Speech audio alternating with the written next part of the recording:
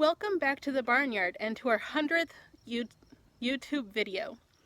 Today I'll tell you our story. Now our story is one that started around 10 years ago. Growing up on a dairy farm, I was always surrounded by cows, dogs, and cats, but I've always loved horses and wanted a horse.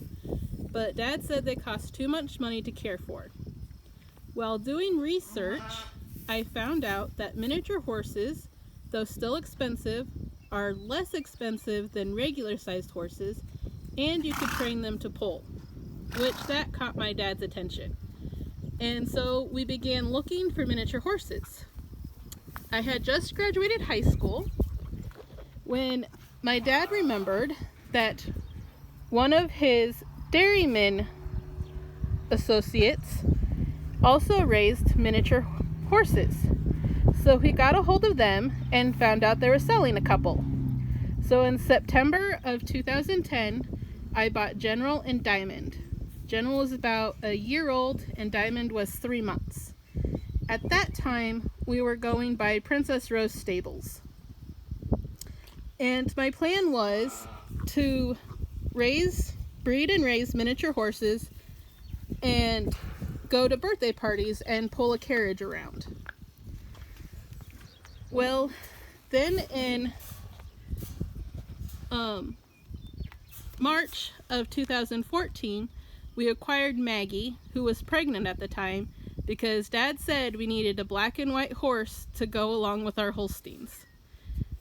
Then in the fall of that year, we also got Daniel, so that way we could also breed miniature mules. Though we have mules, none of them were bred by us, as it's a very time-consuming and patient endeavor to go through. In the fall of 2011, we added rabbits to our little family. They were both mini Rexes, and at that time was also when I fell in love with hedgehogs. We couldn't get any at that time because my mom didn't want any animals in the house. Though when we moved to town in 2014, we had hedgehogs, hamsters, and turtles in our basement. By 2013, we were adding some more animals and we were starting to lose our dairy. So we started reconsidering of what we wanted to do. I decided that instead of just doing birthday parties, I also wanted to educate the people on farm animals, and decided miniature animals was the best way to go, as they're easy to care for, not that expensive, and easy to load and unload to bring places. So I started researching and found pygmy goats that are a miniature dairy goat, and was soon able to find some in our area, and got Lily and Golden at that time. We also heard about baby doll sheep at that time, but since they're so expensive, we didn't want to get out and get baby dolls as our first sheep. So we also had a couple bottle baby lambs at that time.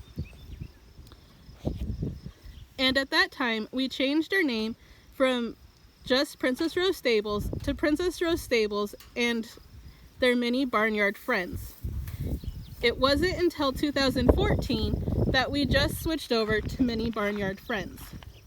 That was also about the same time that we started going places, to parades mostly. At the end of 2014, saw us leaving our farm and moving our animals to a friend of the family's farm, so we had somewhere to take them. 2015 saw us adding pigs, ducks, and chickens.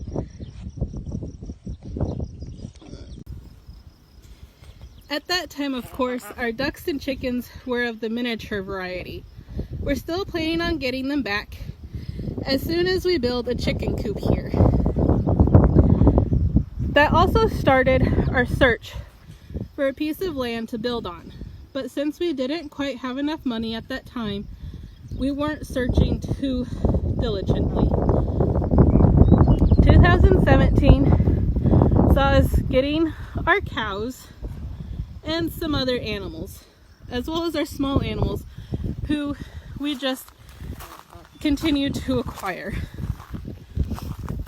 Also in 2017 is when one of our old neighbors passed away. He had left us a plot of his land, but since it was irrigated ground, we didn't want to have to care for the pivot. So my dad sold it to his nephew and then bought the home place from the neighbor's nephew and niece, as they lived in Oregon or in Washington and didn't ever come back to be able to care for it.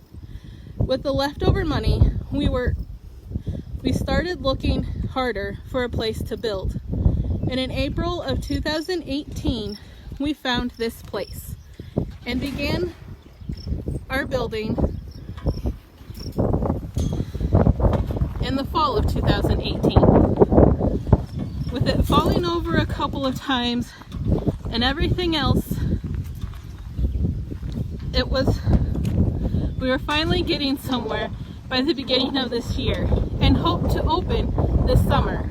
But with COVID happening, we weren't able to open completely like we wished. We are still open select times, so make sure you check out our Facebook page to know when that is. We're also open by appointment, that you can get a hold of us on Facebook or my number, which is in the description below.